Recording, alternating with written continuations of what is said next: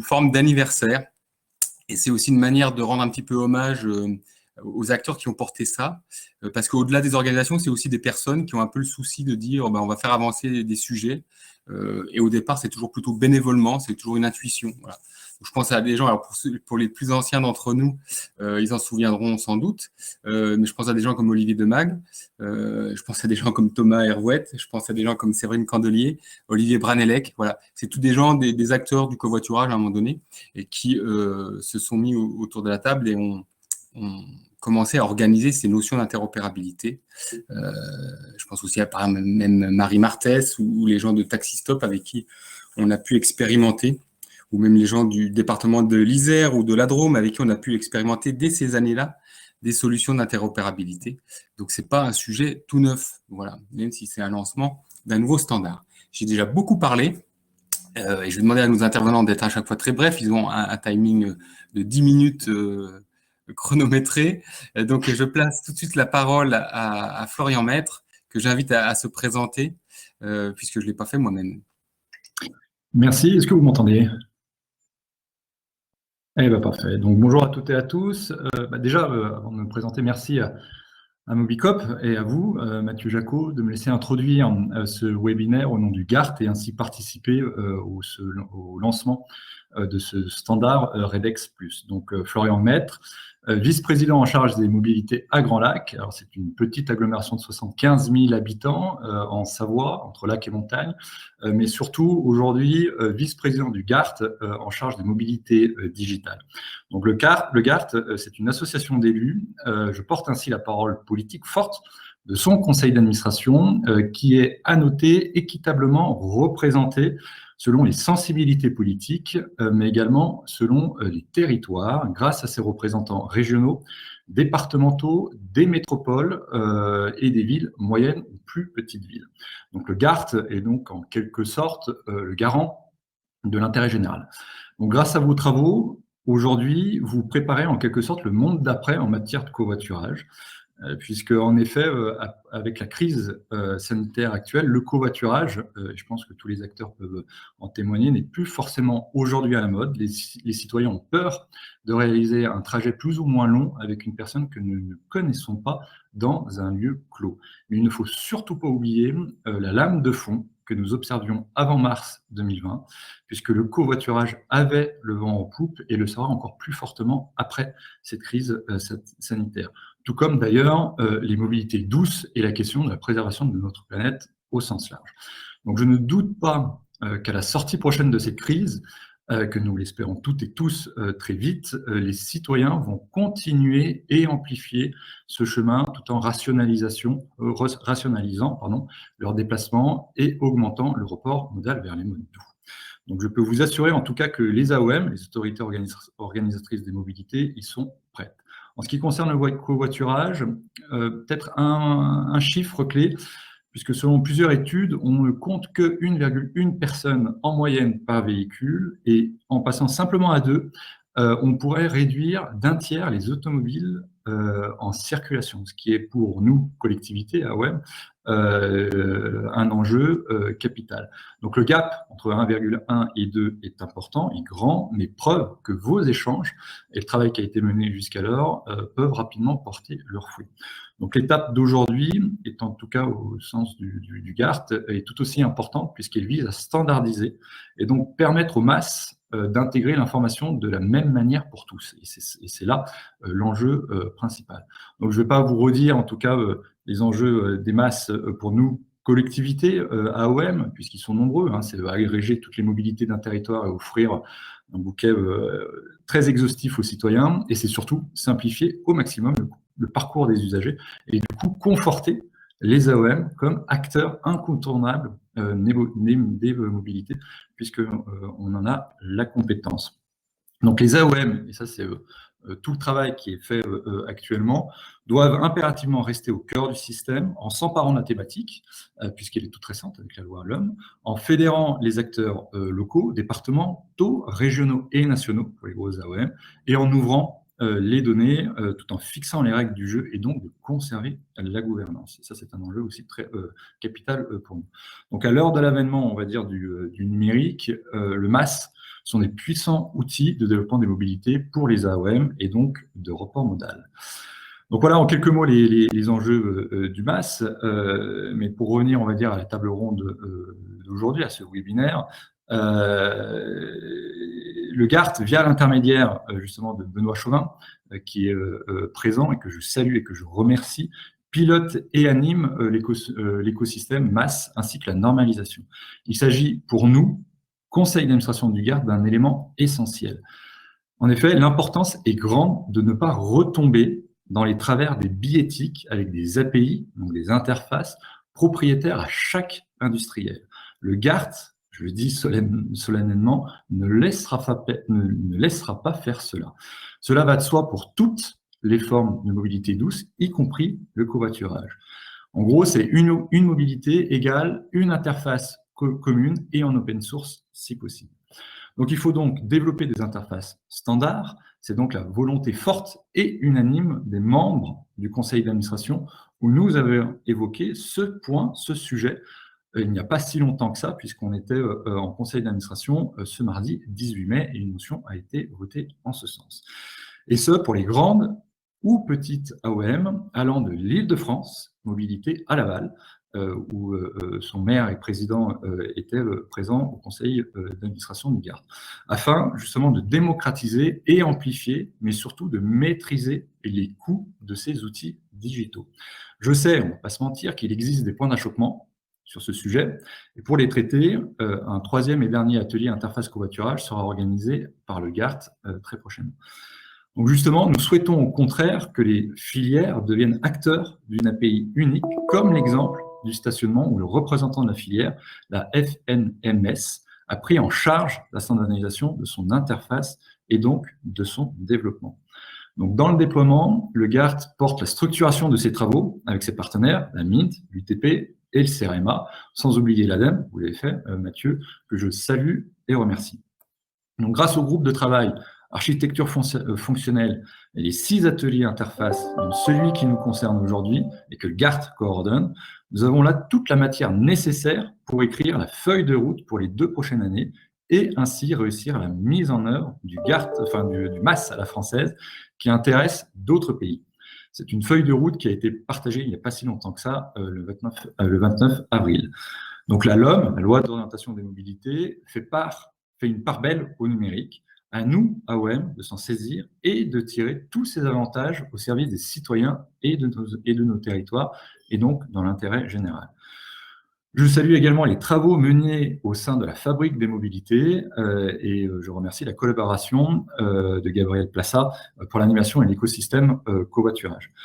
Permettez-moi enfin de saluer les représentants de la région Occitanie qui interviennent aujourd'hui pour évoquer l'intérêt d'utiliser une API standard telle que Redex+. Donc avec le conseil d'administration, on invite tous les acteurs du covoiturage que vous êtes à venir aux rencontres nationales des transports publics qui se déroulera cette année à Toulouse, à suivre les tables rondes et animations qui auront lieu dont la synthèse de nos travaux sur le stand du GART et de l'UTP, et entre autres d'ailleurs la table ronde de numérique au service des politiques des mobilités. Voilà ce que je voulais dire Mathieu en introduction de ce webinaire. Bien, merci beaucoup Florian pour cette prise de parole, elle est éminemment importante, je pense que le message est assez fort, ça ne veut pas dire que c'est gagné, il y a les messages qui sont portés politiquement et puis ensuite il y a la mise en œuvre, et donc à nous de prendre cette opportunité au vol les uns les autres. Et ce que je vous propose, c'est que, alors si vous avez des questions à poser à Florian Maître, il ne va pas forcément rester toute la durée de la réunion, mais Benoît Chauvin, lui, est bien là, on en a parlé tout à l'heure, et bien sûr on le remercie, c'est un acteur clé aussi sur l'organisation de cet événement. Et donc, bien entendu, dès à présent, vous pouvez poser vos questions et derrière, à un moment donné dans la réunion, dans le webinaire, Benoît Chauvin, le cas échéant, pourra y répondre si ce sont des questions qui sont à destination du GART. Et sans plus attendre, je passe la parole à Olivier Sarrat, qui va un peu nous plonger directement sur le concret des usages de RDEX+. On est parti. Donc maintenant, la présentation donc, du standard.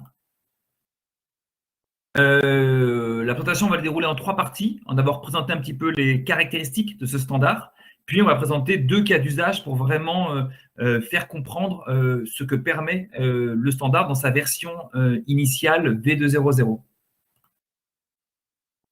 Donc, rapidement, le standard, il y a 3 caractéristiques fondamentales. D'abord, une raison d'être qui est une évidence, c'était rappelé par Florian Maître à l'instant, c'est de rassembler l'offre de covoiturage, aider à l'échange de données de covoiturage pour le MAS. Voilà, donc ça, c'est vraiment la raison d'être, le cap qui porte toutes les réflexions autour de ce standard. En termes d'objectifs techniques, il a été conçu pour être à la fois simple et facile de mise en œuvre. Le but, c'est vraiment limiter le coût pour les opérateurs, pour les AOM, pour pouvoir employer ce standard, le mettre en œuvre et partager des données. On a vraiment cherché à faciliter cette mise en œuvre. Enfin, il y a une dernière caractéristique importante, c'est que là, on vous présente aujourd'hui une version 2.0.0 du standard. C'est vraiment une nouvelle version majeure de RDEX, qu'on a baptisée RDEX+, mais cette version est amenée à évoluer. On entend en permanence de nouveaux besoins d'échange de données de covoiturage. Donc, ce qu'on présente aujourd'hui n'est pas la version finale et il ne faut pas s'arrêter aux seules fonctionnalités présentées. Donc, une gouvernance a été mise en place au sein de la Fabrique des mobilités pour faire évoluer ce standard à l'avenir. Donc, maintenant, parlons un peu du standard plus en détail. Quelles sont ses fonctionnalités ? La première fonctionnalité évidente, c'est la recherche de conducteurs. C'est permettre à un MAS ou une autre plateforme de covoiturage de chercher un conducteur. C'est quelque chose qui est standard à l'ensemble des efforts d'interopérabilité connus, et je n'ai cité que quelques-uns dans cette diapositive. Déjà, un peu plus original, la recherche de passagers. Ça va permettre, par exemple, depuis un MAS, si quelqu'un réserve une voiture en autopartage, de chercher à voir s'il n'y a pas des passagers qui pourraient prendre la même voiture que la personne a prévu en autopartage. Donc là, c'est une fonctionnalité apportée par RDEX+, qu'apportait déjà RDEX, par exemple. Besoin suivant, la recherche de trajets réguliers. On peut avoir un intérêt, des fois, à rentrer en relation, non pas pour un trajet unique, mais commencer à trouver quelqu'un avec qui on pourrait avoir des échanges pour des tours de conduite, par exemple.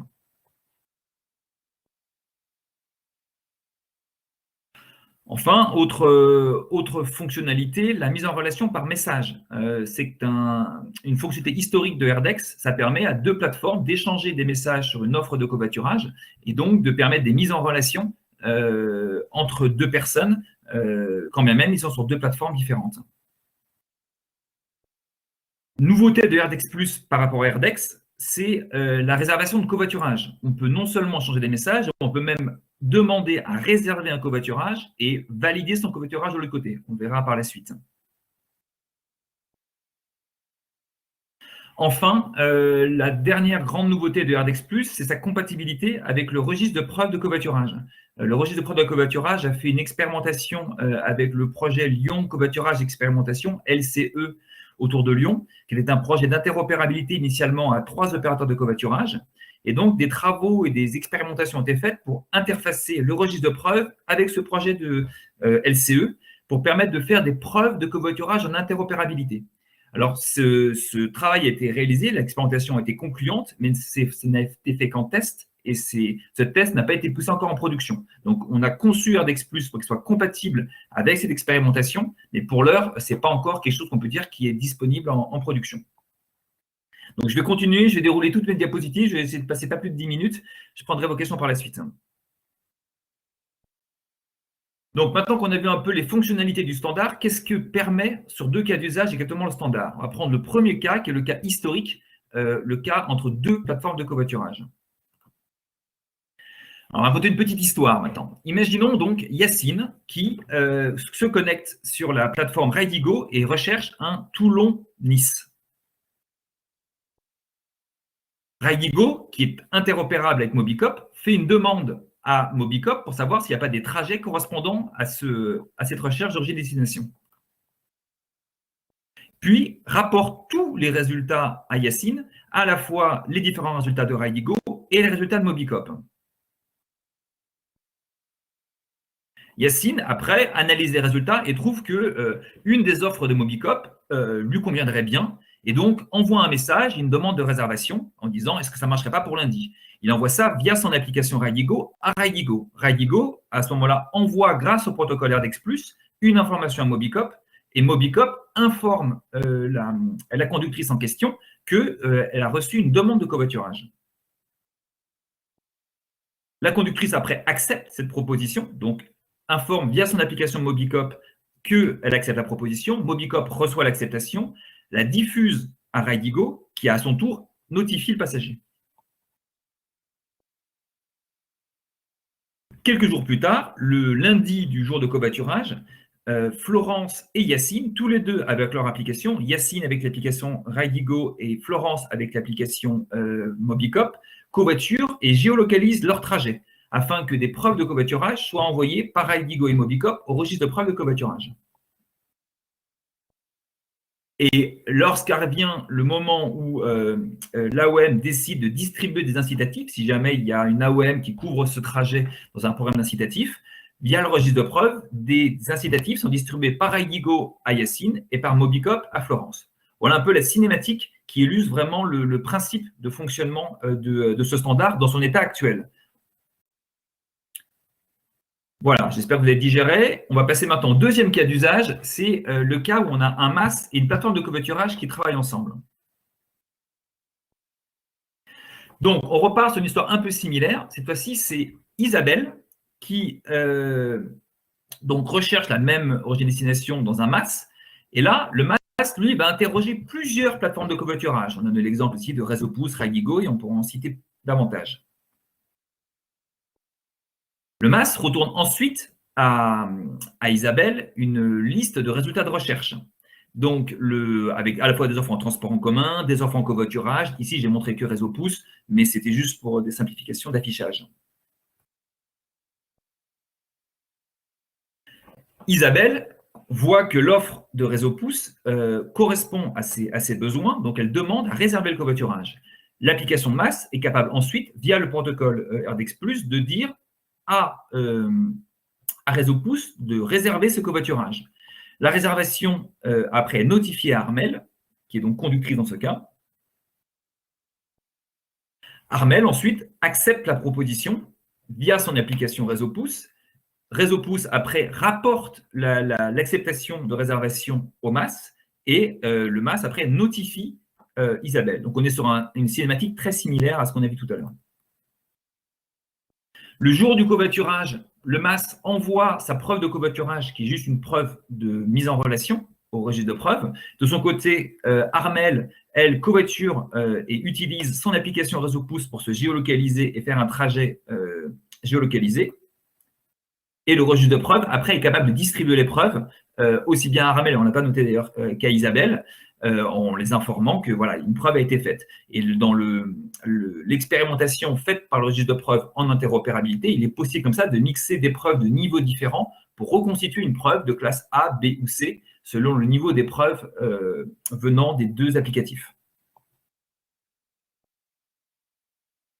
Voilà ce que je voulais vous présenter. J'espère avoir été clair et je suis disponible pour prendre quelques questions à chaud avant que ces méandres techniques s'évaporent dans vos esprits.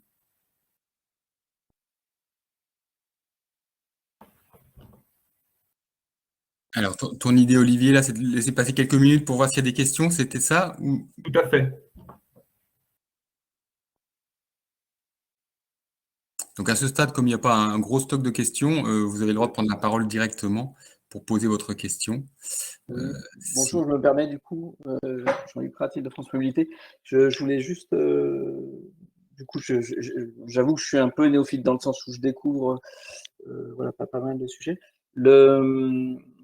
Là, qu'en est-il, par exemple, des comptes personnels qui, peut-être nécessaires côté Ridigo, peut-être Réseau Pouce, et en lien avec l'application MAS? Est-ce qu'il y a des couplages de comptes nécessaires ou pas avec cette solution? Non, aucun couplage de comptes n'est nécessaire. Les comptes sont gérés individuellement par chaque applicatif. Après, il y a un identifiant qui est donné quand l'information circule d'un applicatif à l'autre, un identifiant d'utilisateur qui permet de retrouver la personne en question, tout comme il y a un identifiant de trajet qui est donné. Mais après, toutes les données personnelles restent stockées de part et d'autre dans chaque applicatif. J'espère avoir répondu à la question. Oui, merci.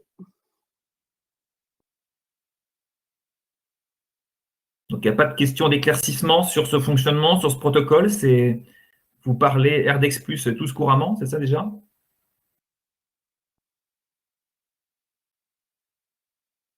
Il y a des questions qui sont en train d'être écrites, donc si tu es en manque de questions. Ah. Mais... Ah. Voilà, mais en même temps, on te dit que les explications sont très claires. Alors, est-ce que justement, c'est une des questions, là, peut-être que la présentation pourra être remise à l'issue bien sûr de ce webinaire, la présentation pourra être remise aux participants. Hein. Il est même prévu de la publier sur la page, la partie vraiment purement d'explication du protocole, publiée sur la page rdex.fabmob.io qui contient les spécifications du standard. Donc, on publiera ces diapositives aujourd'hui ou demain pour les retrouver facilement disponibles. Je vois qu'il y a d'autres questions qui sont tombées. Quels opérateurs utilisent ou vont utiliser RDEX+? Alors, au jour d'aujourd'hui, aucun opérateur n'utilise RDEX+, puisque la démarche a été d'abord spécifier une interface commune et s'entendre sur ce que pourrait être une bonne base de départ comme standard, avant de commencer à le mettre en œuvre. On a eu un atelier de version finale du standard début mars, dans lequel, justement, plusieurs opérateurs se sont prononcés comme étant intéressés à le mettre en œuvre à court terme, et d'autres ont dit qu'il fallait encore mériter réflexion.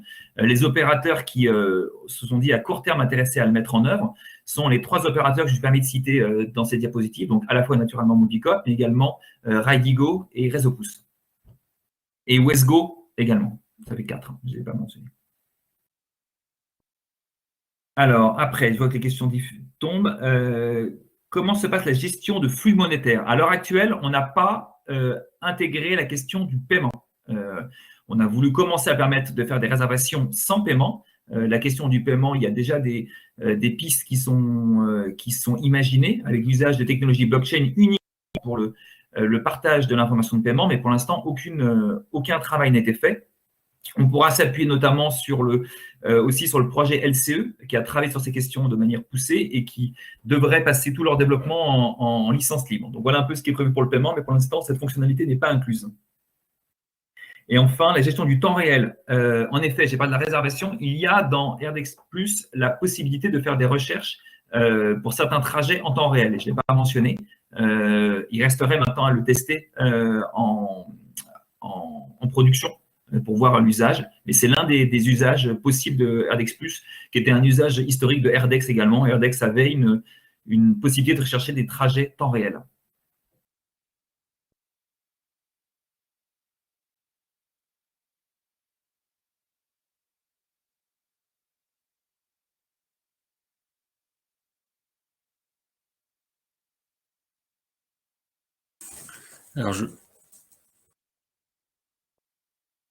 Alors, la question de la protection des données est importante, c'est ce que je disais tout à l'heure. Il n'y a pas de transfert de données personnelles, au sens nom, prénom, email, etc. La seule chose qui est transférée, c'est un identifiant utilisateur qui permet de véhiculer l'information. Mais il n'y a pas d'autres données personnelles qui sont échangées.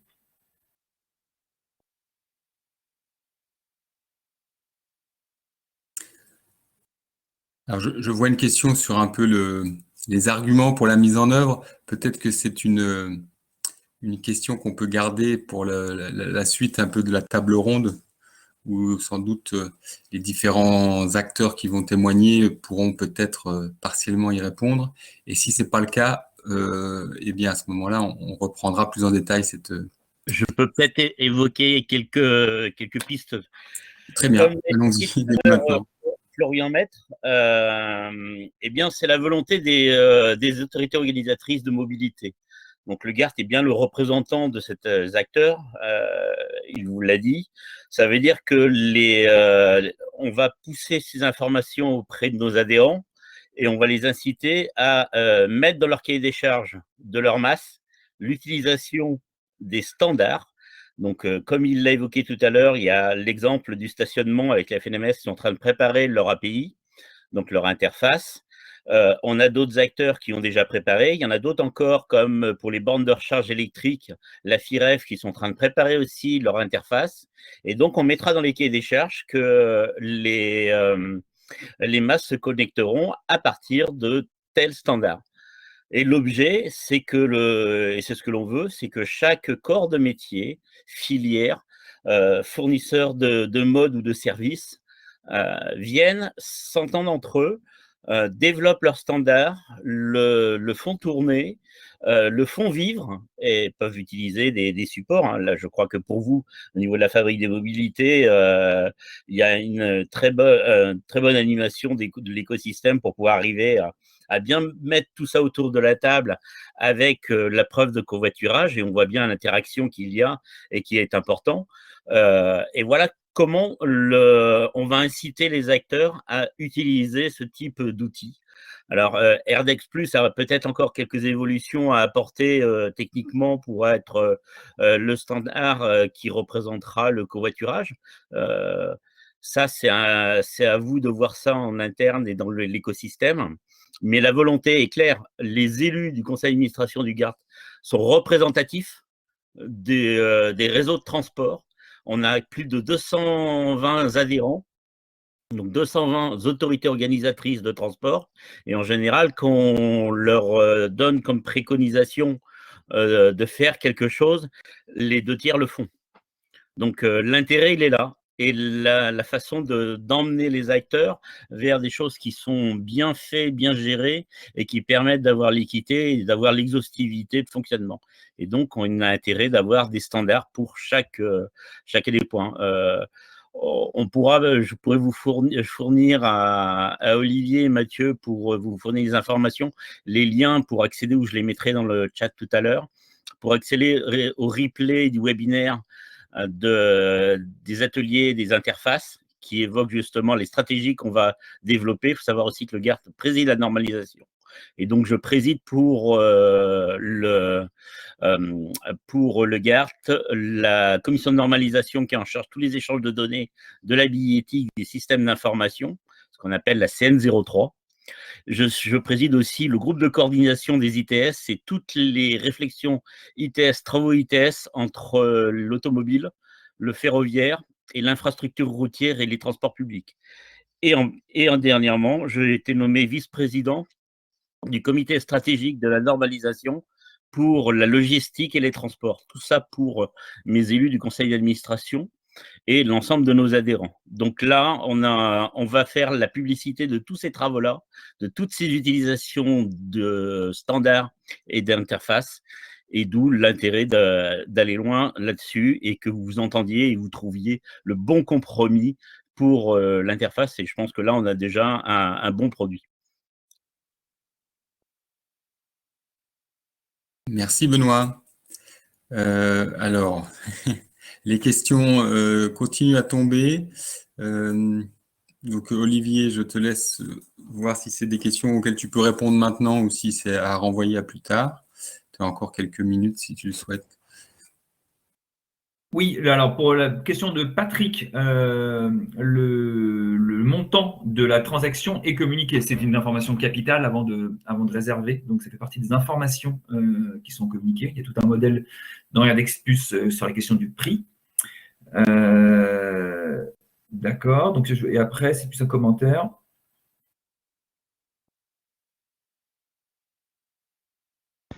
D'accord. Et là, c'est quelqu'un de Impact qui parle de Tomp API et RDEX et de voir un petit peu comment on pourrait collaborer ensemble. Ça, c'est intéressant parce que Tomp API, c'est le standard hollandais, en fait, qui a été développé sur le MAS. C'est une API standardisée. Et donc, je ne savais pas, en fait, que Tomp API s'appuyait sur RDEX. Donc, c'est plutôt une bonne nouvelle parce que ça veut dire que du coup, au niveau européen, on commence à construire des standards. Exact. Alors moi, j'avais connaissance de contacts qui avaient été pris par des équipes hollandaises, mais je ne savais pas que...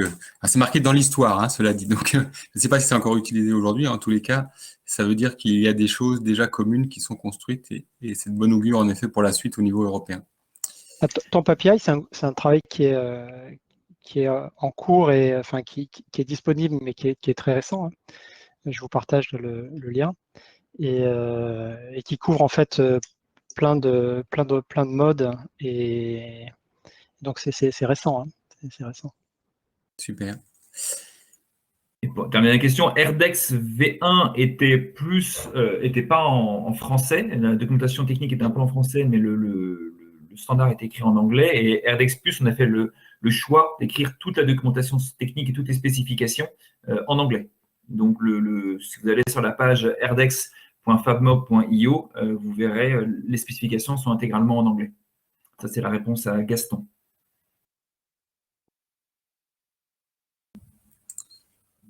Eh bien, merci. Ce que je vous propose, c'est que, même si on a un tout petit peu d'avance sur le timing, c'est pas très grave. Ce que je vous propose, c'est de poursuivre un peu avec les témoignages, les interventions des autres acteurs. Et puis, bien entendu, on va continuer à poser des questions au fur et à mesure et à tenter d'y répondre, même s'il y a aussi encore beaucoup de choses à construire. Donc, parfois, les réponses sont parfois à écrire à plusieurs mains ensemble pour la suite. Donc, ce que je vous propose, c'est de passer la parole à Nicolas Chazot. Alors, je ne le vois pas en vidéo, mais j'espère qu'il est bien là.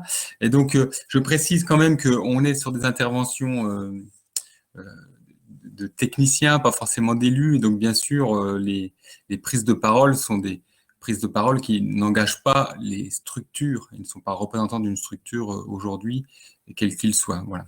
Sauf s'ils veulent nous dire qu'ils ont mandat pour le faire, mais en tous les cas, je tenais à le préciser. Et donc, voilà, super, on a même la vidéo pour Nicolas. Et donc, je lui passe la parole sur la région Occitanie. L'idée un petit peu est de dire en quoi RDEX pourrait les intéresser compte tenu de leur histoire sur la région Occitanie. Merci Mathieu, bonjour à tout le monde. Je me présente en 30 secondes, donc Nicolas Chazot, et je suis pour la région Occitanie chargé de réfléchir et de mettre en place l'essentiel de ce qui peut constituer un MAS au niveau régional. On a commencé il y a 2 ans avec une l'appli IO qui est très loin d'être un MAS, et on est en pleine réflexion. Alors pourquoi RDEX que je connaissais pas il y a encore 15 jours, hein, soyons honnêtes, je fais beaucoup de choses à la région, mais je ne m'occupe pas du covoiturage. Mais le covoiturage, un MAS régional sans covoiturage, ça n'a pas de sens. On a un très grand territoire, on a des grosses agglos, on a des petites agglos, il y a des projets partout, on est légitimement sollicité de partout et par tout le monde pour faire du TAD, pour faire du covoiturage. La semaine dernière, j'ai découvert qu'il y avait des startups, notamment françaises, qui se proposent de servir d'agrégateurs d'API pour d'autres fournisseurs de services, de manière à nous limiter le travail d'intégrer 5, 10, 15, 25 API différentes dans une appli porteuse. Moi, à mon niveau, je vois venir de toutes ces sollicitations locales, et encore une fois parfaitement légitimes, un chantier technique qui est énorme, parce qu'effectivement, il y aura peut-être sur le périmètre de l'Occitanie 10, 15 solutions différentes de covoiturage qui seront mises en place par des acteurs locaux. Il y aura autant de solutions mises en place pour le TAD. Alors, on a la chance que la loi LOM impose à terme le NETEX à tout le monde, donc on a au moins un point commun pour les réseaux de transport standardisés. Nous, on y est presque. Bon, pour le moment, on utilise un autre langage dont il ne faut pas dire le nom. Mais pour les autres sujets, c'est pas standardisé. C'était pas standardisé. Et je vois dans l'utilisation du REDEX une simplification technologique, parce qu'effectivement, comme l'a dit Benoît Chauvin du GART, on peut effectivement imposer à nos fournisseurs d'utiliser ce standard-là et pas un autre, d'inciter les AO locales à elles-mêmes partir sur des solutions qui seraient compatibles avec ce standard, pourquoi pas avec des incitations financières par convention bilatérale, par exemple. Ça peut tout à fait s'imaginer. Et d'autre part, je crois pas. Alors, je suis pas du tout expert du système du secteur du covoiturage, mais il y a beaucoup d'acteurs privés qui essayent de devenir les killer apps du secteur, hein, de ramasser le jackpot. Je pense pas qu'ils y arrivent et que ça marche, et ça se fera forcément au détriment des usagers et au détriment des AO. Et je pense que les grosses boîtes privées peuvent tout à fait gagner de l'argent tout en utilisant en background un langage normalisé. Ça marche dans d'autres domaines. Il n'y a pas de raison que ça ne marche pas aussi dans le covoiturage.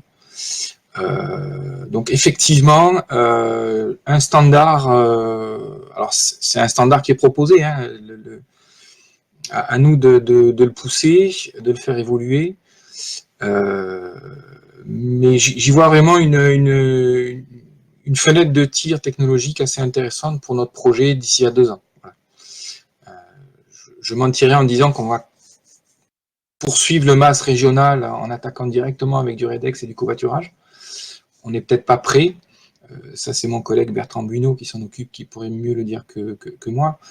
Mais ça nous permettra surtout d'y être plus facilement prêt et d'avoir un discours beaucoup plus clair auprès de nos partenaires, que ce soit les AO et que ce soit les fournisseurs de solutions. Voilà.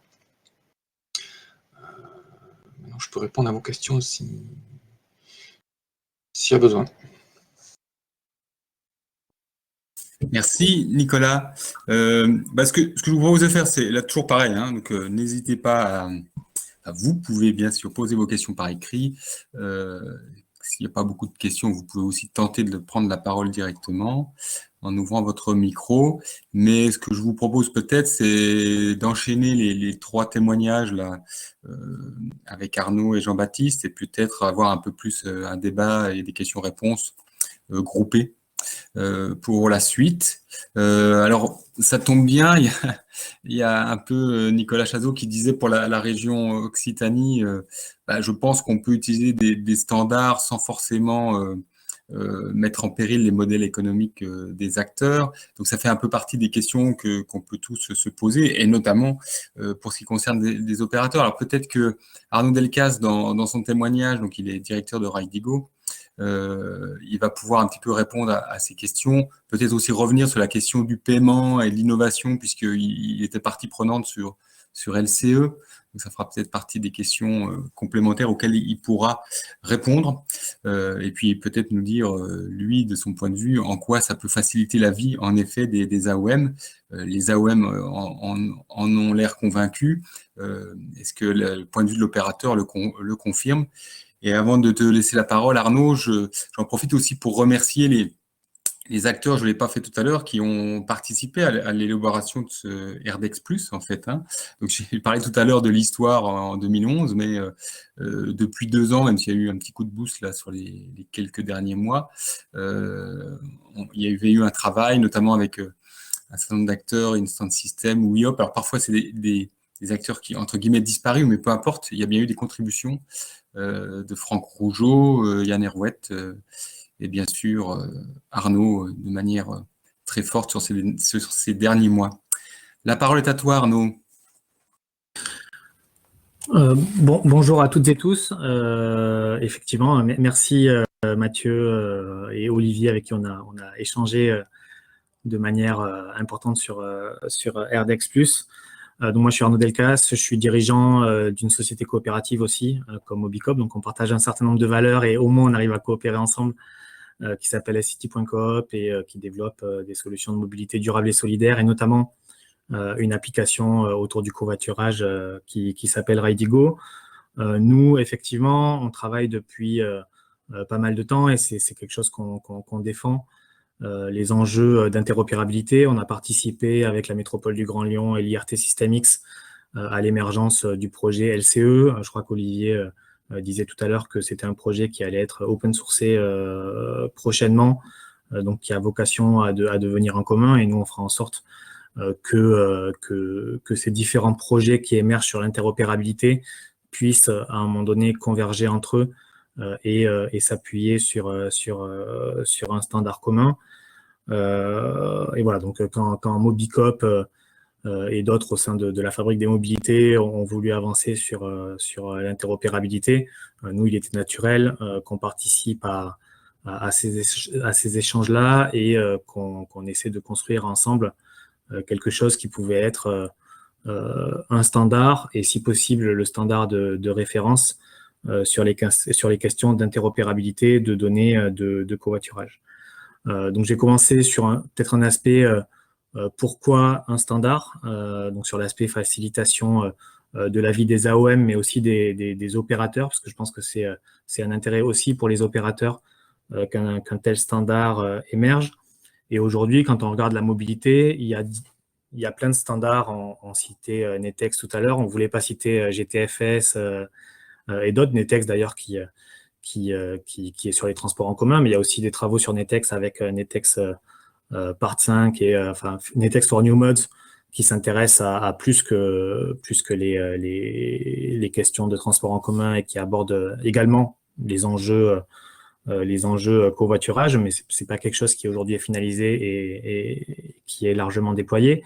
Et on a besoin d'un standard, et Airdex Plus peut l'être en parallèle ou avec d'autres standards qui doivent émerger pour avoir un cadre de référence et faire en sorte de standardiser ces échanges de données. Pour une AOM, le fait si on veut des systèmes informatiques efficaces qui sont en capacité d'implémenter les données de différents systèmes de covoiturage propulsés par des entreprises différentes, il est techniquement inconcevable d'avoir à s'adapter à une multiplicité de systèmes propriétaires qui ferait qu'à chaque fois qu'on veut implémenter une liaison avec un opérateur particulier, on est à implémenter un nouveau format d'échange de données.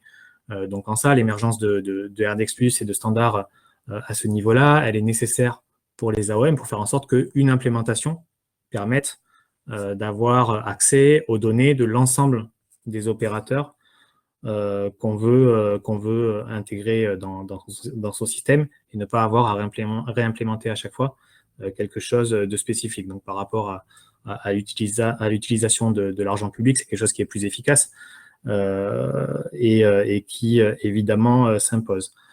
Ça permet aussi, à mon sens, parce que la concurrence entre différents systèmes peut être importante, mais il y a une notion aussi de portabilité des données. C'est pas parce qu'à un moment donné, on va choisir un prestataire sur son système de masse qu'on doit se lier ad vitam aeternam à ce prestataire-là. Et donc, avoir un standard de données, que ce soit Airdex Plus ou un autre, pour le faire, ou éventuellement différents standards de données pour prendre en compte ceux qui peuvent exister, ça permet aussi de pouvoir changer de prestataire et faire en sorte, du coup, d'avoir une évolutivité de ce qu'on a mis en place à un moment donné pour que ce soit quelque chose qui perdure dans le temps. Donc ça, c'est un peu la vision, je pense, du côté des AOM et du côté de l'intérêt public. Et à contrario, pour les opérateurs de covoiturage que nous sommes, avec Mobicop, avec Ridigo, Réseau Pouce, etc., mais également tous les autres, il y a un intérêt qui est clair également, c'est de ne pas avoir à implémenter à chaque fois, quand on va discuter avec la région Occitanie, la région PACA, la région, sur chaque disons, AOM, réimplémenter le nouveau standard qui serait le standard propriétaire, là en l'occurrence de l'AOM. Donc c'est aussi une manière pour les opérateurs que nous sommes de ne pas avoir, nous aussi, à dupliquer des interfaces avec les différents intégrateurs de solutions qui peuvent vouloir nous intégrer. Donc il y a vraiment besoin de cet aspect-là. C'est des choses qui ont avancé très fortement sur d'autres modes de déplacement et qui, sur le covoiturage, est très clairement en retard.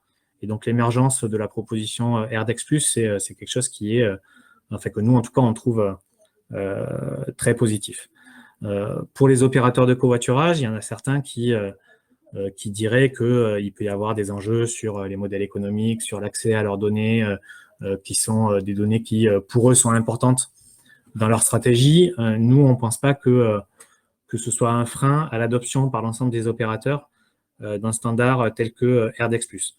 Déjà, un standard, ça n'impose pas forcément à l'opérateur d'ouvrir ses données à tout le monde. Ce n'est pas parce que RIDIGO parle RDEX que tout le monde, d'un coup, pourra avoir accès à toutes les données des utilisateurs a fortiori, parce qu'il y a des données personnelles que de toute façon, nous ne transmettrons pas, mais même aux données de covoiturage de RIDIGO.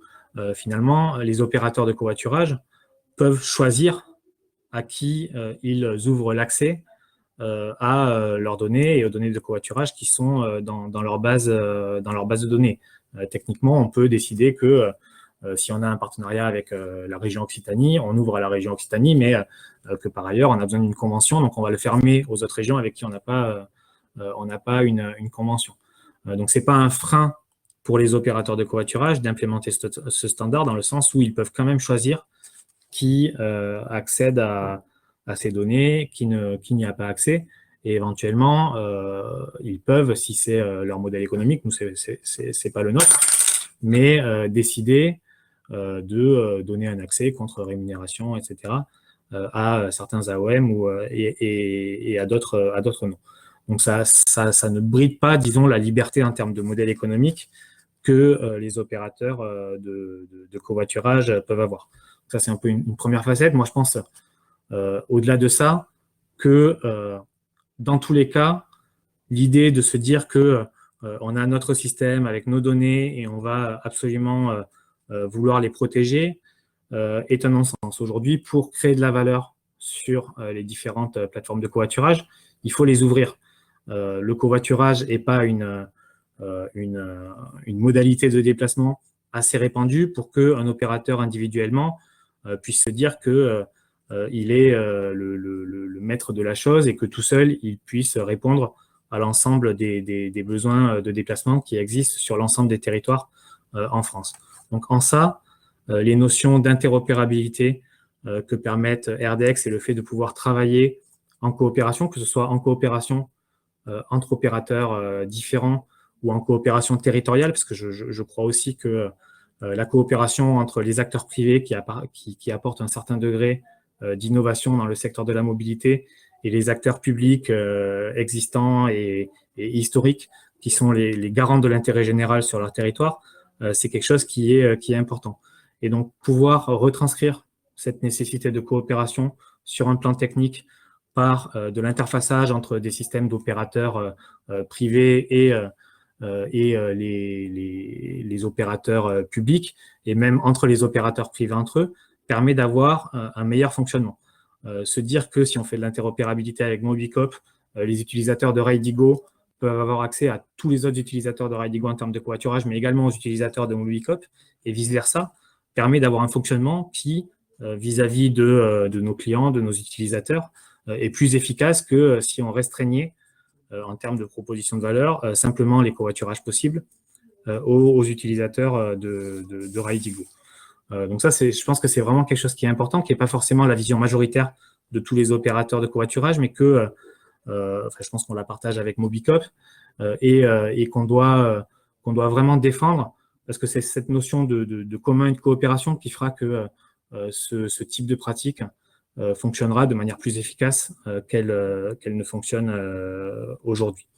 Et le troisième point de mon intervention, c'est à partir de ce type de standard, qu'est-ce qu'on peut créer de nouveau? Parce qu'au final, chacun a ses données, mais l'innovation, elle vient ni, à mon sens, des systèmes techniques eux-mêmes. Et les systèmes techniques, ils doivent être fiables, effectivement, mais c'est pas un système numérique qui crée de la valeur d'usage pour une plateforme de covoiturage ou pour une plateforme de mobilité sur un territoire. C'est les usages qui en sont faits. Nous, par exemple, on travaille beaucoup sur les enjeux sociaux, sur les enjeux liés aux freins à l'emploi, liés au déplacement. Finalement, quand on travaille sur le besoin d'une personne au RSA qui ne peut pas se déplacer, est-ce qu'il vaut mieux apporter une solution où on va proposer uniquement les trajets de RIDIGO, ou est-ce qu'il vaut mieux apporter l'information de toutes les solutions qui existent, que ce soit sur RIDIGO, que ce soit avec les transports en commun, avec le vélo ou avec Mobicop et d'autres opérateurs. Je pense que la réponse, elle est dans le fait de décloisonner les plateformes et d'apporter des solutions qui répondent aux besoins des usagers. Et c'est en ça que l'interopérabilité avec Airdex Plus ou avec d'autres standards peut permettre d'apporter des solutions qui sont nouvelles et qui ne seraient pas possibles si on n'intégrait pas ce type de standard. Nous, c'est des choses aujourd'hui sur lesquelles on va travailler, sur les systèmes de masse, etc. Je pense qu'aujourd'hui, l'enjeu sur la mobilité, c'est apporter une vision et apporter des usages et des systèmes qui… alors nous, notre vision, c'est sur l'aspect inclusivité et notamment pour les personnes qui ont des difficultés de déplacement, que ce soit des personnes en insertion, les personnes âgées. Mais la différenciation entre les différents fournisseurs de services, elle sera vraiment sur cette vision de la mobilité et non sur les aspects techniques. Donc, travaillons ensemble à des standards qui permettent d'uniformiser techniquement la manière dont on va travailler et différencions-nous sur la vision de la mobilité, sur les fonctionnalités concrètes qu'on va apporter pour les territoires, parce qu'il y a différentes catégories de territoires et donc différentes solutions à apporter en fonction de si on est sur un territoire urbain, rural, et en fonction des différentes typologies de déplacement sur les différentes villes. Donc voilà, mon message, c'est vraiment bienvenue au standard Airdex Plus. Faisons en sorte de travailler ensemble et on y arrive plutôt bien avec Mobicop et faisons en sorte que ces standards permettent de travailler ensemble et d'inventer de nouvelles choses à partir d'un mode de fonctionnement technique qui là sera commun.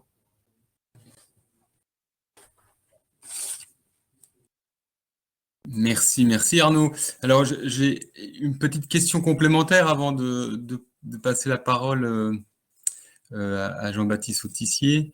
Est-ce que vous n'avez pas précisé, ni Olivier ni toi, si c'est un package où il faut tout prendre ou s'il peut y avoir un petit peu des éléments qui peuvent être pris par module.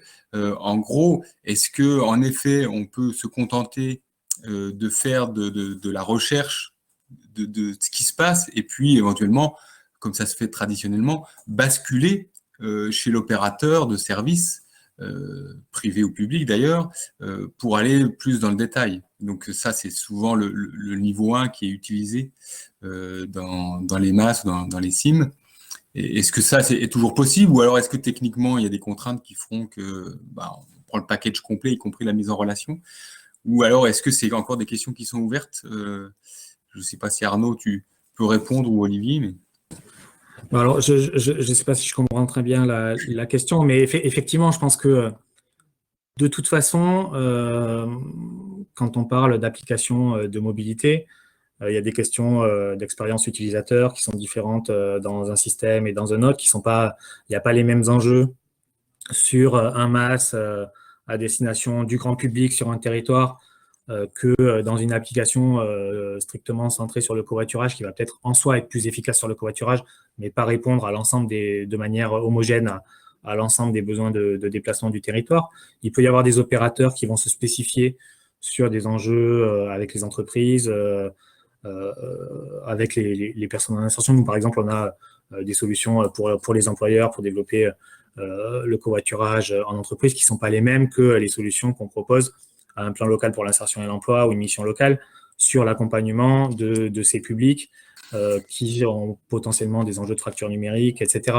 Donc, la plus-value qu'on peut apporter en termes d'utilisation à un client ou au grand public, enfin un client entreprise ou collectivité ou structure de l'insertion pour nous ou au grand public, ça va nous permettre de spécialiser, entre guillemets, des solutions pour s'adapter à un besoin particulier, mais les interfaces d'interopérabilité permettront, sur ce besoin de spécialiser, je citais tout à l'heure celui des personnes en insertion, finalement, nous, on apporte une interface qui est vraiment dédiée à l'accompagnement des personnes en insertion, mais le fait de pouvoir apporter des solutions en covoiturage à ces personnes-là, qui ne soient pas simplement les trajets qui existent sur l'application grand public Raidigo, mais qui puissent être celles qui existent sur l'application grand public Raidigo, plus celle de Mobicop, plus celle d'autres opérateurs, c'est une réelle plus-value parce qu'on répond mieux aux besoins des personnes au final qui utilisent l'application.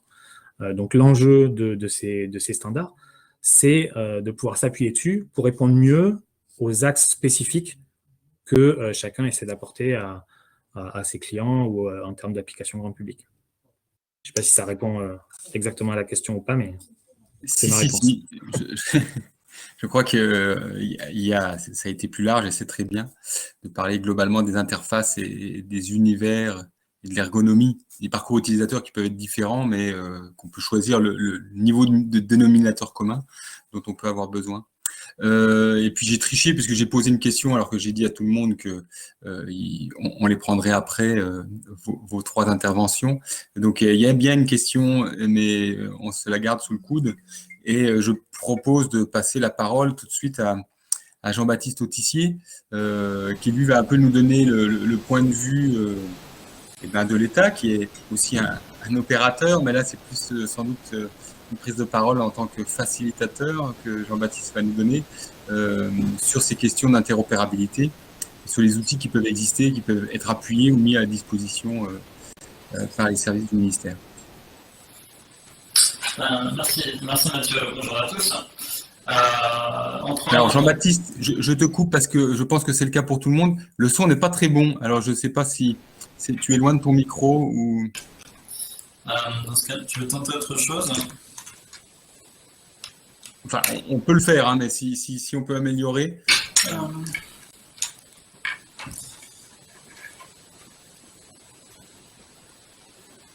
Est-ce que ceci est plus confortable?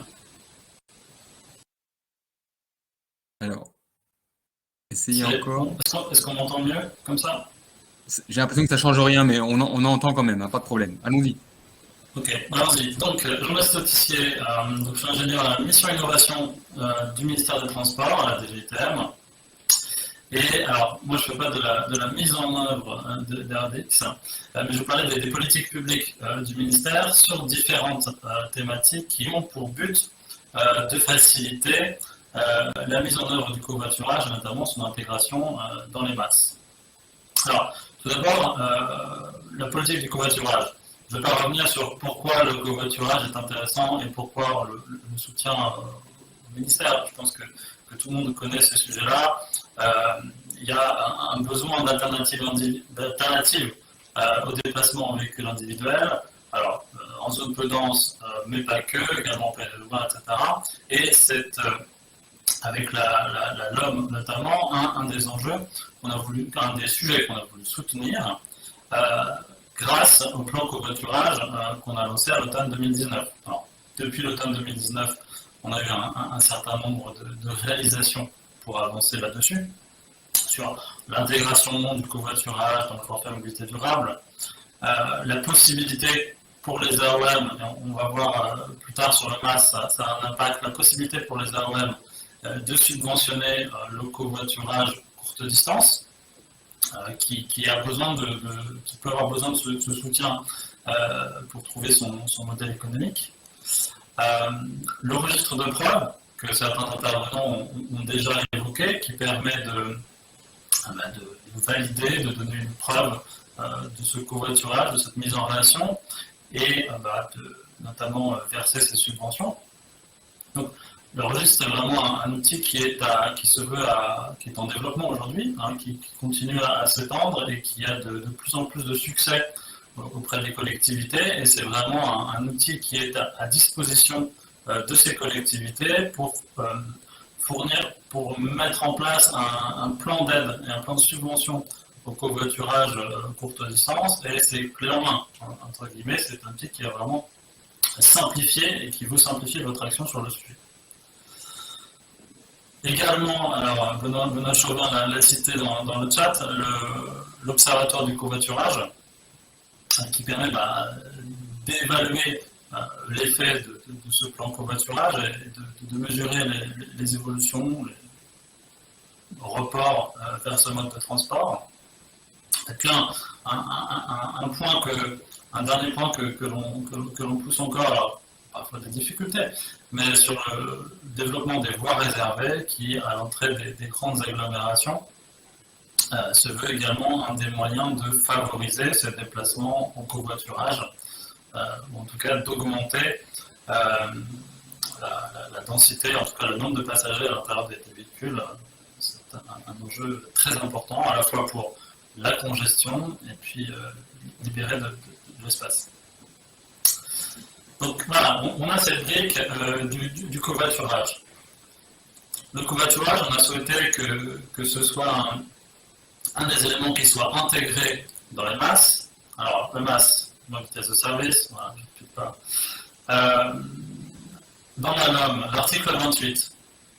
L'article 28 prévoit qu'à partir du 1er juillet 2021, donc vraiment là c'est demain, on n'a jamais été aussi proche, pour un certain nombre de services de transport, de services de mobilité, ces services de mobilité peuvent être intégrés de droit dans des services MAS qui en font la demande. Donc, ça concerne le transport public, ça concerne certains services de partage de véhicules, partage en libre service, de réservation en location. Ça concerne des services de réserve, des plateformes de réservation de véhicules, qu'il s'agisse de VTC, taxi, mototaxi encore. Et puis, le dernier point, c'est le covoiturage qui est intégré à condition que, alors il peut être intégré par des intégrateurs qui subventionnent les trajets du passager ou du conducteur. Donc, on imagine notamment des collectivités publiques qui souhaitent réaliser un MAS et qui subventionnent, ont mis en place un plan de soutien au covoiturage. Et bien dans ce cas-là, elles vont pouvoir de droit l'intégrer dans leur MAS. Donc l'objectif est de leur faciliter la tâche de mettre en place une plateforme avec des solutions les plus complètes possibles pour toucher le plus d'usagers. Alors, maintenant qu'il y a la possibilité légale, il faut travailler sur les détails techniques qui ne sont pas des détails. C'est la question des interfaces standardisées. Alors, vous connaissez peut-être le projet, en tout cas certains connaissent le projet Mon Compte Mobilité de Capgemini. Je l'explique en quelques mots pour ceux qui ne connaîtraient pas. Ce projet Mon Compte Mobilité vise à proposer une solution, notamment d'identification de comptes uniques qui permettent d'accéder à des services de mobilité, à des services MAS, à différents services de mobilité, différents services MAS, qui puissent également permettre de percevoir des aides à la mobilité et de centraliser la relation de l'usager avec ses services de mobilité, avec les collectivités qui peuvent lui fournir des aides et éventuellement avec son employeur qui peut également décider de lui fournir des aides à la mobilité, notamment pour la mobilité durable. Alors qu'il s'agisse de covoiturage, vélo, on voit que dans certaines zones un peu en tension, ça peut être un vrai argument de marque employeur pour attirer aujourd'hui. On ne propose plus des voitures de fonction, maintenant on va proposer des aides pour avoir un vélo, etc., des aides pour du covoiturage, des aides pour la mobilité durable, ça devient un vrai argument. Et donc, dans ce projet Mon Compte Mobilité, pour favoriser le développement des MAS, un avenant qui a été signé à la fin du mois d'avril prévoit le financement grâce au crédit C2E du développement d'un certain nombre d'interfaces standardisées qui seront bien sûr ouvertes, bien sûr mises à disposition de façon gratuite pour à la fois toutes les collectivités, mais également tous les services privés qui voudront les utiliser. Et l'objectif de ces interfaces standardisées, comme on le voit depuis le début de cet événement, va faciliter à la fois pour le covoiturage, mais également pour d'autres modes, l'intégration de l'ensemble de l'ensemble des modes de transport dans les masses. Alors, masses des collectivités, mais également des masses privées pour les entreprises qui le souhaiteront. Donc là-dessus, évidemment, on ne travaille pas tout seul et on travaille de façon très étroite avec le GART, et ça rejoint tout à fait les propos de Florian Maître en introduction. Sur ces travaux de développement d'interfaces standardisées, on va mettre en place des groupes de travail avec le GART, l'UTP, mais également l'ensemble des parties prenantes qui sont volontaires pour participer à ces travaux. Et j'ajoute bien sûr que la fabrique des mobilités, avec Gabriel Plassa est là, est naturellement très impliquée et surtout est à l'origine en fait de ce projet Mon Compte Mobilité. Donc elle travaille particulièrement sur ces aspects de standards ouverts, notamment, c'est des choses qu'elle soutient. Donc voilà un petit peu toutes les briques de cette politique publique qui s'assemblent, et lorsqu'on les assemble, ça permet de proposer des services plus facilement mis en place par les collectivités, plus complets avec davantage de modes de transport, plus économes en CO2, en espace, en ressources, avec des modes plus vertueux tels que le covoiturage, ce qui permet, in fine, d'améliorer les déplacements et les politiques publiques de mobilité au service de tous les usagers.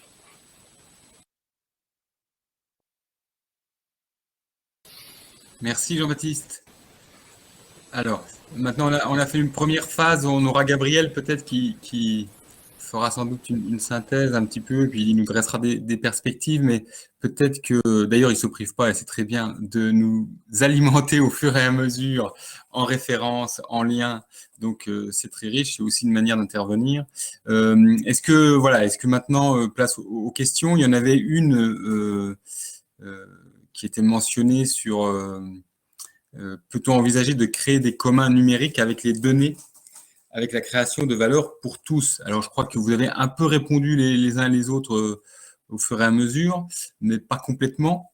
Donc, est-ce que vous voulez rebondir là-dessus, sur cette question de la capacité de créer de la valeur pour tous à partir de communs? Arnaud, oui, vas-y. Alors, je pense que du côté Mobicop, c'est quelque chose que vous portez fortement, cette logique de commun numérique. C'est quelque chose, par ailleurs, de notre côté, qui a été évoqué par Olivier sur le projet LCE, qui donc est un projet d'interopérabilité basé sur la blockchain, qui répondrait notamment aux enjeux d'échange de flux financiers. Donc, ça va un peu plus loin que ce que Airdex propose, juste sur l'aspect échange entre différents opérateurs. Donc ça, c'est quelque chose je crois qu'il y aura un événement en juin là-dessus, sur ce projet qu'on a porté avec Métropole du Grand Lyon et IRT System X, et qui a vocation à s'ouvrir. Il y aura une licence de logiciel libre qui sera AGPL V3 et la capacité pour chacun de venir contribuer au développement de ce projet. Nous, du côté de Raidigo, on fera en sorte aussi de voir comment on peut l'interfacer avec des standards type Airdex+, etc. Donc cette logique de commun. Alors déjà, en soi, le standard, finalement, c'est la première brique du commun, parce qu'on peut avoir éventuellement des systèmes logiciels différents, voire implémenter les standards dans des langages de programmation différents. Nous, par exemple, on rendra libre nos implémentations de Airdex+ en Go, puisqu'on utilise le langage de programmation Go. J'imagine que ça sera la même chose éventuellement pour d'autres opérateurs qui peuvent utiliser d'autres standards. Donc déjà, avoir cette première brique sur le fait de pouvoir parler ensemble, c'est une première étape sur l'aspect commun numérique. Et après, je pense que les notions de logiciel libre ensuite viennent dans un deuxième temps et sont également importantes pour standardiser et faire en sorte que chacun puisse aussi s'approprier ces choses-là. Du coup, il y a des choses qui avancent avec ce projet LCE et avec ce que Mobicop porte sur le covoiturage, et plus globalement les projets qui peuvent émerger à ce niveau-là, en logiciel libre. J'apporte un tout petit complément de réponse et plus spécifique sur la question, c'est qu'il existe de nombreux cas de communs numériques sur des données ou sur du logiciel qui apportent de la valeur pour tous. Sur le logiciel, bon, la preuve est tellement connue que je ne vais pas citer les cas voilà, de Linux ou d'autres, mais sur la donnée, même sur l'écosystème OpenStreetMap, il y a des gens qui arrivent à proposer des prestations, à vivre sur la base d'un fonds de données commun numérique. Donc voilà, il n'y a pas d'opposition du tout à travailler sur le principe d'un bien commun et à avoir création de valeur, permet d'avoir des modèles économiques pérennes. Voilà. C'est juste pour cibler cette question plus précisément. Gabriel voulait aussi compléter. Oui, peut-être le registre de preuves qui est déjà donc un développement qui est fait par une structure publique et en open source. L'activité du registre, comme les trajets sont eux-mêmes mis en open data, génère aussi de nouvelles données, en fait, permet à la fois aux collectivités qui mettent en œuvre le registre sur leur territoire, mais également à d'autres parties prenantes, de produire des données ouvertes sur les parcours qui sont covoiturés. Ça, c'est des données nouvelles et qui permettent notamment aux collectivités de positionner des parkings de covoiturage ou des voies réservées aux bons endroits en s'appuyant sur des données. Et ces infrastructures, qui sont aussi des infrastructures publiques, vont renforcer le covoiturage et renforcer l'avantage donné aux personnes qui covoiturent. Donc, on a un cercle vertueux d'un dispositif, d'un logiciel ouvert qui produit des données ouvertes. Et si on le poursuit, la philosophie globale, on pourrait imaginer que comme ce logiciel est ouvert, la France est plutôt en avance sur le covoiturage par son histoire. Si un autre territoire, l'Allemagne, la Hollande ou ailleurs, souhaite reproduire le registre dans ce pays-là, il pourra le faire facilement puisque le logiciel est disponible. Mais faisant ça, ça va donner un avantage compétitif aux startups françaises qui ont déjà en fait été configurées pour utiliser le registre de preuves. Donc là, on essaye de mêler voilà, un peu d'avantages compétitifs et de bien commun. Merci Gabriel. Peut-être revenir, alors je vois des informations qui défilent sur le chat, donc je ne les répète pas. Donc peut-être qu'on donnera la parole à Laurent Chevreau, donc il ne se sauve pas, il ne se contente pas d'écrire. Peut-être une question pour revenir sur cette histoire de compte mobilité. On sent bien là qu'il y a un enjeu, donc ça a été dit par Jean-Baptiste. On sent bien qu'il y a un enjeu aussi dans les parcours utilisateurs, cette idée de dire on peut créer de l'interopérabilité en restant dans l'univers, dans le parcours utilisateur, par exemple du MAS, mais à un moment donné, un des enjeux, c'est peut-être la facilitation de passer sur un autre parcours utilisateur, mais sans avoir tout ce chemin et ce parcours pour se réinscrire sur le service. Où en est-on? Comment on peut se projeter et avancer là-dessus? Quelles contraintes vous voyez du côté du covoiturage ou de manière générale sur les questions de mobilité? On a aussi beaucoup parlé de France Connect à un moment donné. C'est en soi un commun qui permet une connexion à différents services et qui pourrait être utilisé pour se connecter et donc ne pas avoir de rupture dans les parcours utilisateurs. Voilà, donc c'est pas tout à fait le sujet de l'interopérabilité RDX+, mais évidemment, on sent bien qu'il y a des liens assez forts. Donc, est-ce que les uns les autres, vous pouvez réagir, ou même Jean-Baptiste veut compléter sur ce point? Alors, peut-être en 3 mois, puis peut-être sur mon compte mobilité, Gabriel voudra compléter. Alors, sur le projet, où est-ce qu'on en est? On en est encore, donc ça reste un projet d'expérimentation qui a vocation à couvrir 3 territoires qui sont aujourd'hui en cours de sélection, en tout cas un certain nombre sont déjà identifiés en cours de finalisation, dirons-nous, des mises au point avec les autorités locales pour l'expérimentation.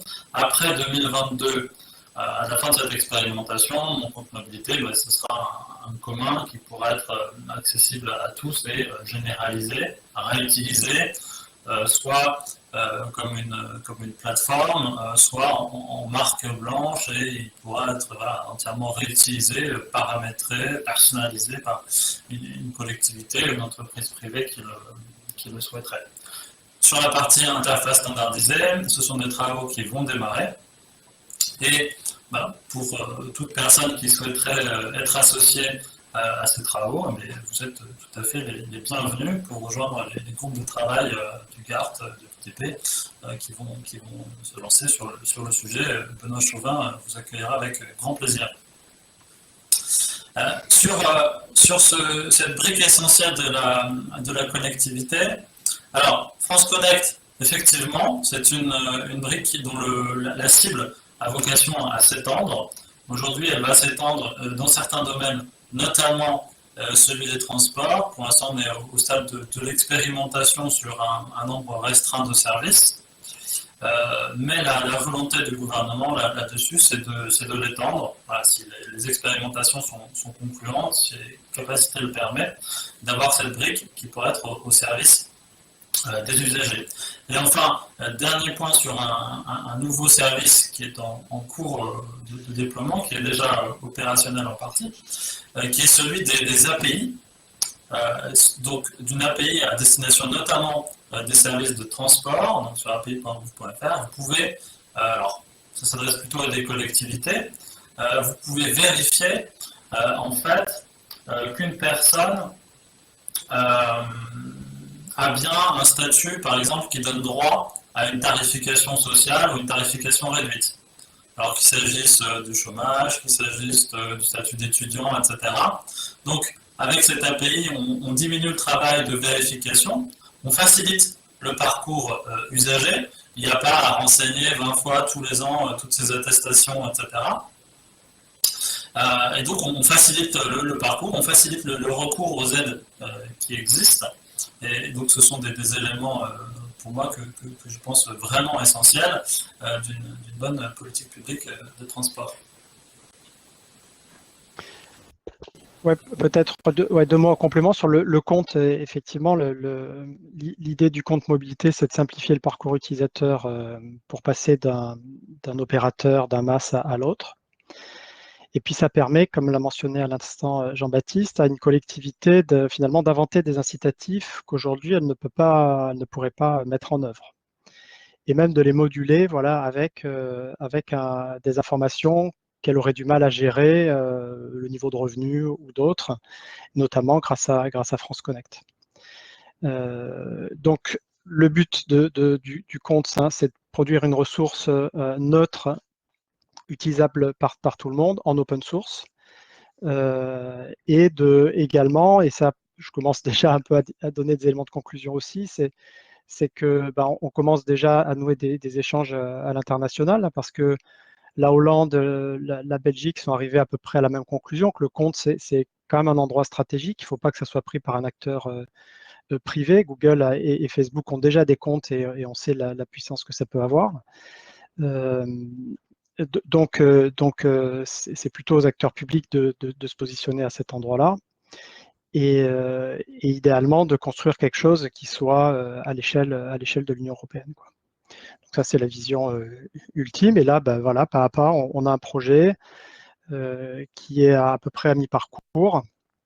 Je vous partagerai tout à l'heure dans la discussion là, le code source qui vient d'être publié par Capgemini il n'y a pas longtemps, ce qui a été produit aujourd'hui. Et sur la partie du standard du MAS, eh bien, c'est quelque chose qu'on va commencer avec Capgemini, le GART, et on va inviter donc toutes les communautés par mode de transport à travailler pour produire ces ressources qui sont utiles et non compétitives, hein, vu du marché. Elles sont vraiment nécessaires et les acteurs ont intérêt à s'aligner derrière des solutions techniques, quoi. Merci Gabriel. Il y a Benoît. Ouais, je vais apporter un complément qui est important du compte mobilité, c'est que France Connect profite aussi du compte mobilité pour faire évoluer ses pratiques et prendre en compte tout un tas de réflexions qu'on lui a amenées et qui pourraient être pertinents, comme par exemple avoir un permis de conduire, tout un tas de documents qui permettent justement de justifier que le compte mobilité peut vraiment servir d'accès en garantissant à la personne que personne ne partira avec ses données, mais en même temps en certifiant plus ou moins les données qui sont amenées. Donc, dans les échanges où France Connect, Mon Compte Mobilité ont participé à l'atelier interface compte mobilité, ils ont entendu tout ce qui avait pu être présenté, les échanges qu'il y avait eu, qu'on avait pu synthétiser sur l'information et des données importantes pour l'usager. Qui sortaient des ateliers du covoiturage, autopartage, etc.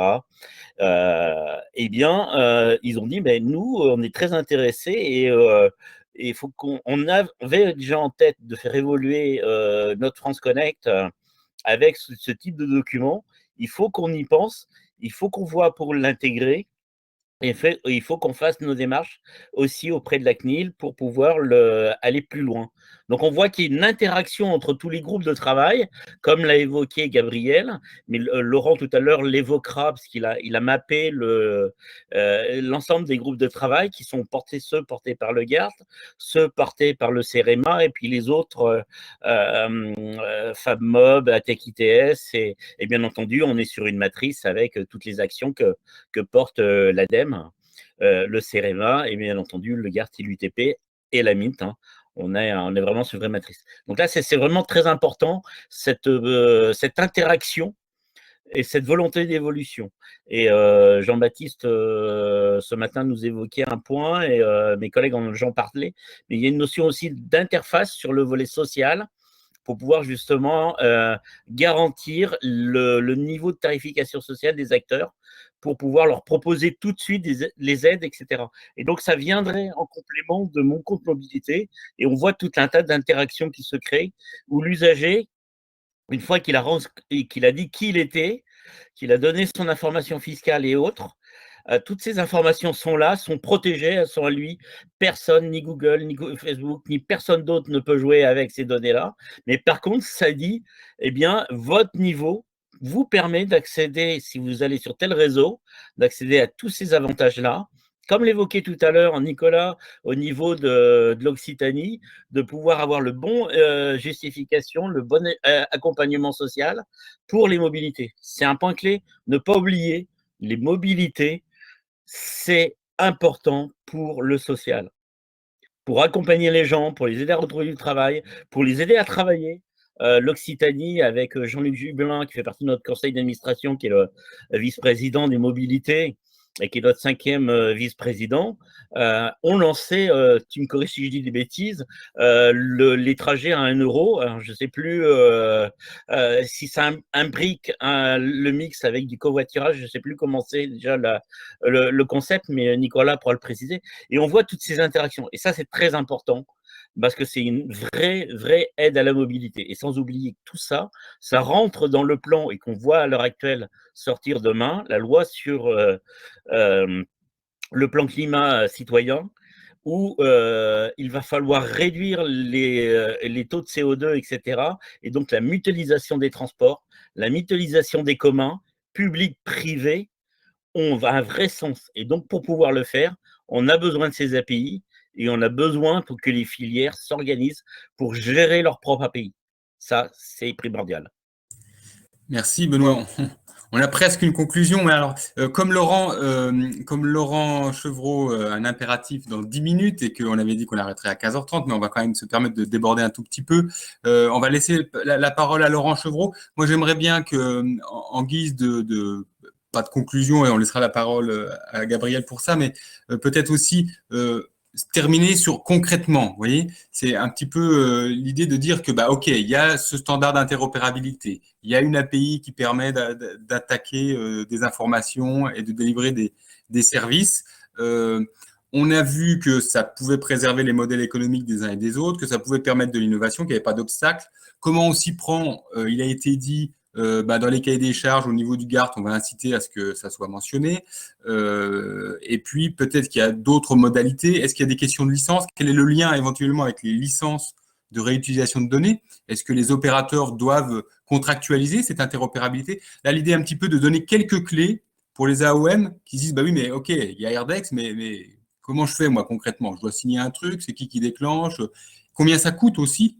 Combien ça va coûter? Avoir quelques idées. Parce que là aussi, des fois, on peut entendre tout et n'importe quoi, c'est-à-dire que c'est super, mais ça coûte très cher parce que c'est très compliqué, ou alors pas du tout. Voilà. Donc là, j'ai lancé quelques questions en vrac auxquelles vous pourrez répondre sur un dernier tour de table avant que Gabriel fasse le finish. Mais tout de suite, la parole est à Laurent Chevreau. Oui, merci Mathieu. Bonjour à tous. Effectivement, a été dit par plusieurs personnes, hein, il y a ce besoin assez partagé d'avoir des standards.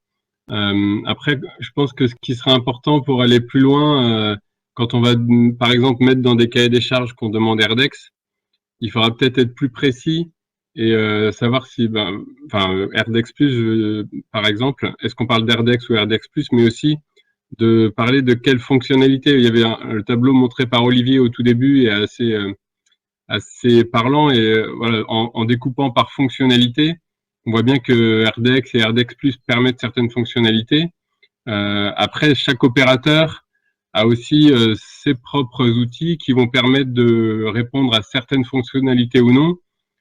Et peut-être que certains opérateurs vont proposer des outils qu'ils vont juger plus complets, plus innovants, etc. Donc, il faudra bien voir pour quelle partie on veut Airdex ou Airdex Plus. Est-ce que c'est que pour les recharger que c'est exigé, et pour les autres parties, c'est plus libre parce qu'il y a moins d'enjeux? Je sais pas, mais en tout cas, je pense qu'il faudra bien être clair là-dessus pour pas qu'on ait un peu de tout dans les formats d'échange.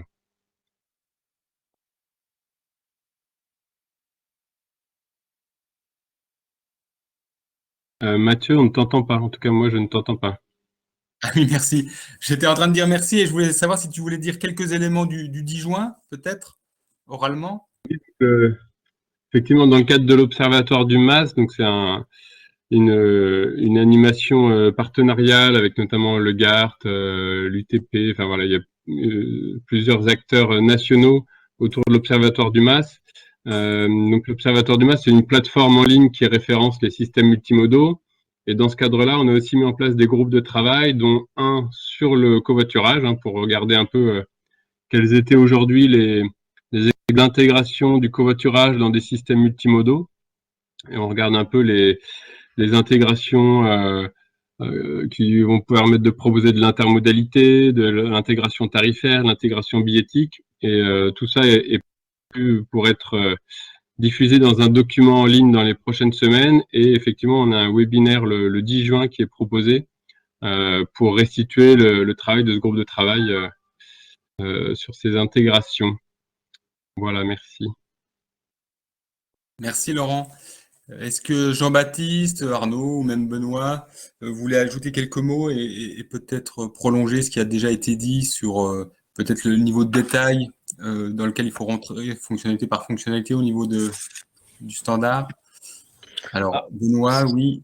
Je vais juste amener un petit point d'information complémentaire, puisque ça a été évoqué tout à l'heure par Arnaud, concernant, et puis je crois que Gabriel l'avait évoqué, concernant Netex. Alors, pour votre information, Netex, la représentativité France est faite par la CN03, que je préside pour le GART. Donc, vous vous doutez que tous nos travaux, tout ce que l'on fait, plus ce que vous êtes en train de regarder, j'ai déjà mes experts qui ont regardé que c'était bien en phase avec les travaux européens, Netex partie 5, et qu'on irait bien dans cette action. Donc, là, le grand débat qui a été apporté par nos élus du conseil d'administration mardi dernier, c'est le portage européen des API.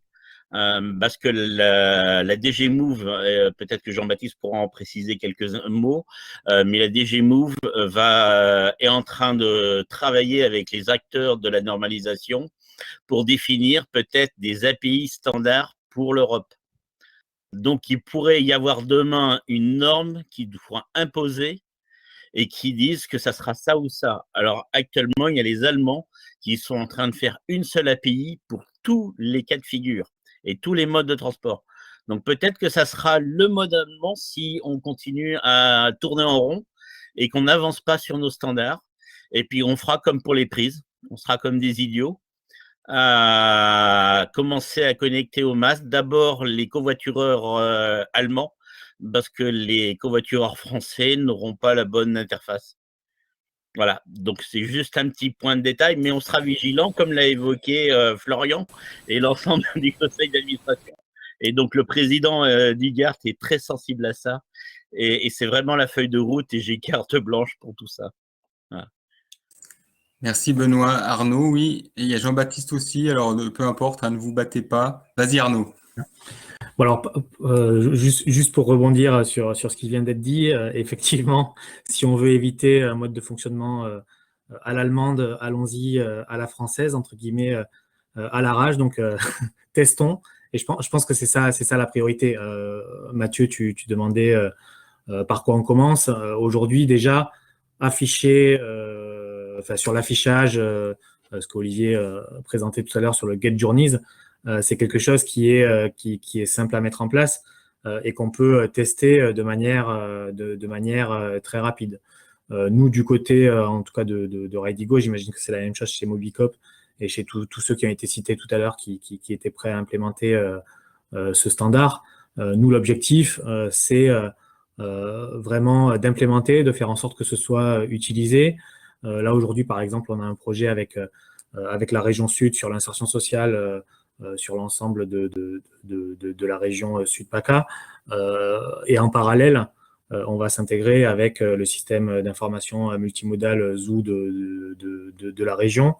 Donc, avec le standard RDEX, donc le prédécesseur du RDEX+, mais RDEX+ n'était pas encore prêt quand on a validé ça. Mais aujourd'hui, l'objectif, en tout cas, c'est d'avancer et de faire des preuves de ce qu'on va mettre en place. Donc ça, on peut le faire de manière volontaire. À un moment donné aussi, à mon sens, il faudra de la régulation.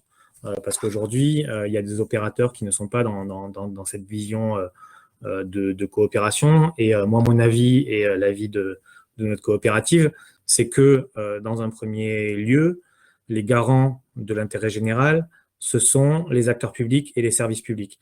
Et à un moment donné, ma vision, c'est qu'il faudra imposer à certains opérateurs qui croient qu'ils réussiront tout seuls à avoir un monopole et à faire changer la mobilité. Il faudra les contraindre parce que ces opérateurs, ils n'y arriveront pas si il n'y a pas de coopération réelle et sincère avec les acteurs publics et avec le service public.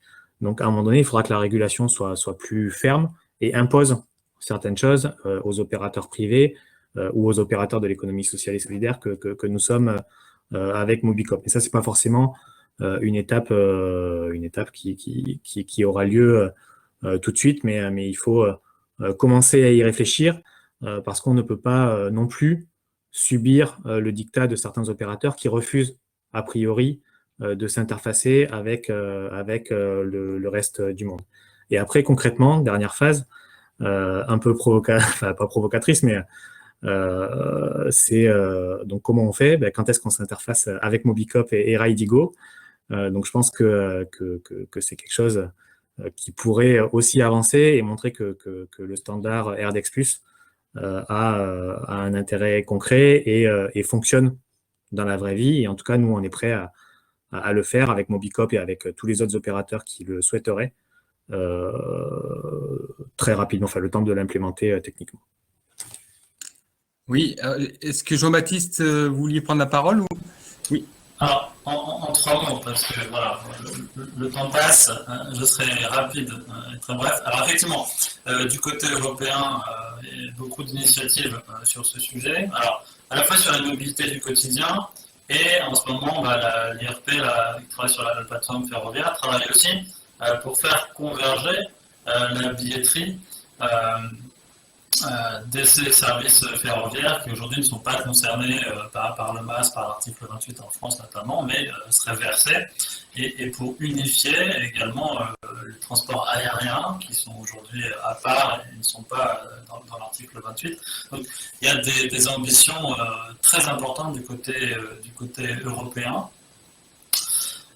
qui comptent proposer un petit peu la même chose que ce qu'on a fait sur l'article 28, alors avec sans doute des modifications et pas forcément les mêmes partis pris sur tous les sujets, mais qui surtout sera plus général et plus ambitieux. Et pour que ceci fonctionne à l'échelle de l'Union européenne, effectivement, on se pose la question d'imposer la normalisation d'un certain nombre d'interfaces. Et à ce moment-là, il vaut mieux être prêt, il vaut mieux avoir anticipé plutôt que subir. Donc, effectivement, j'invite les acteurs français à se coordonner. Pourquoi pas d'ailleurs avec des acteurs d'autres pays, ça c'est pas interdit. Et même encore, c'est du point de vue européen, plus on réussit à avoir de partenaires qui partagent notre vision, y compris dans d'autres pays, on a davantage de poids. Partir seul et isolé, avoir raison tout seul, c'est pas forcément avoir raison. Donc là-dessus encore, développer des coopérations, c'est toujours très utile. C'est ce qui permettra de donner un avantage, en tout cas, plus on est les premiers censés, plus on peut avoir cet avantage, ce qui nous permettra d'avoir des services efficaces et prêts à profiter de ces opportunités qui vont encore grandir avec ces nouveaux services qui vont être intégrés. Merci Jean-Baptiste. Donc oui, bien un appel aussi à coopérer au-delà de la France. Je crois qu'il y avait des gens des COV et de Klaxit qui étaient inscrits, qui participaient aujourd'hui. Donc je pense que voilà, ça c'est pour les acteurs français, mais il y a aussi les acteurs européen, puisqu'il y a Taxi Stop, on a parlé de l'exemple hollandais, mais en fait, c'est aussi la Belgique et la Hollande, et via la Flandre qui fait sans doute bien la connexion. On en a parlé tout à l'heure, et donc ça peut être aussi une opportunité de se connecter via Taxi Stop et la Belgique sur ces sujets-là. Et puis, je laisse la parole peut-être maintenant à Gabriel pour conclure. Alors, je vois qu'il arrive des questions. Alors, je vous dis tout de suite, il va falloir qu'on s'arrête. C'est souvent à la fin qu'on risque d'être frustré. Donc, ah non, c'était des remerciements. Okay, pas de problème. Donc, s'il y a des questions ultimes qui ne peuvent pas attendre, vous pouvez toujours les poser sur le chat. Et puis, même si on n'y répondait pas oralement, ça pourra être repris par la suite dans un compte-rendu. Donc, ne vous inquiétez pas. Et je laisse la parole à Gabriel pour quelques mots de synthèse, de perspective, peut-être quelques mots de la gouvernance pour la suite. Oui, merci Mathieu. En conclusion, je dirais qu'il faut, comme un peu vient de le dire Arnaud, maintenant il faut tester tout ça. Donc, n'hésitez pas à tester ce standard dans les différents projets, dans les différents territoires qui sont intéressés, à remonter des informations, des sujets, des propositions. Le choix après d'imposer, on verra si on doit en arriver là, mais comment. Pour l'instant, je pense qu'on est vraiment dans une phase de construction collective. J'ai aussi identifié au niveau international le GOFS, le General On-Demand Feed Specification, qui pourrait peut-être, je ne sais pas, s'appliquer sur le sujet du covoiturage. Donc voilà, il y a quand même des initiatives qu'il faut regarder au niveau international.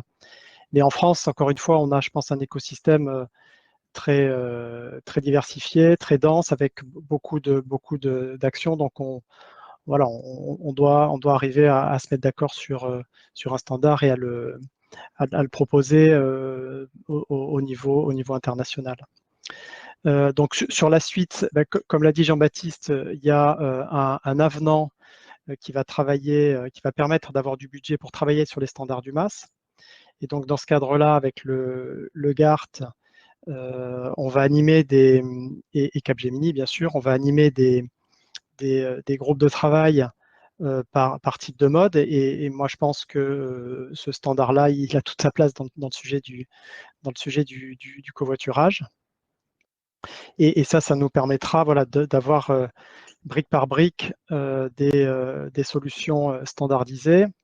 Et puis, à certains endroits, le compte mobilité, lui, faisant le lien en fait entre toutes les offres de mobilité.